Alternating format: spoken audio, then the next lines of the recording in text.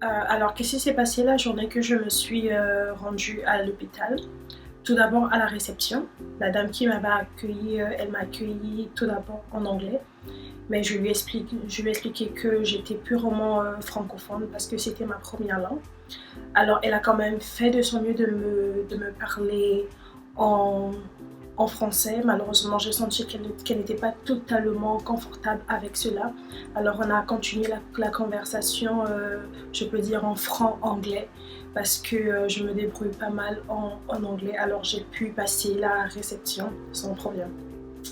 Arrivé maintenant chez le médecin qui devait me consulter, c'était le moment le plus pénible de ma vie parce que le médecin qui m'avait accueilli était purement anglophone. Il ne connaissait aucun mot en français et moi, j'étais pas capable de m'exprimer en anglais complètement à ce stade-là parce que j'avais tellement mal aussi. Alors, ce qui était maintenant à faire, c'était d'appeler des renforts, alors appeler une personne qui s'exprime en français. Et c'était le moment le plus long de ma vie. C'est parce que j'ai attendu plus de 2 heures de temps pour avoir une personne qui s'exprime en français au moment où j'avais des douleurs vraiment pénibles.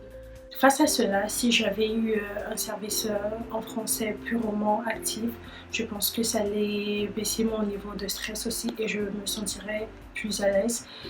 Parce que d'abord, c'était ma première expérience à mon arrivée au Canada. C'était ma première fois de me rendre à l'hôpital. Alors, d'abord, cela me stressait aussi. Et aussi, arriver chez le médecin, d'abord, il n'était pas capable de s'exprimer en français.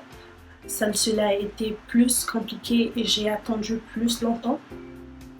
Alors cela entraîne plusieurs répercussions sur divers points parce que le mal ne faisait que augmenter de plus belle et j'étais plus capable de supporter. Et cela suscite déjà plusieurs éléments et ou bien plusieurs inconvénients sur divers points. Peut-être que j'allais suffoquer ou bien je devais peut-être être à bout. Alors cela entraîne vraiment de graves conséquences, le fait de ne pas avoir des services purement bilingues.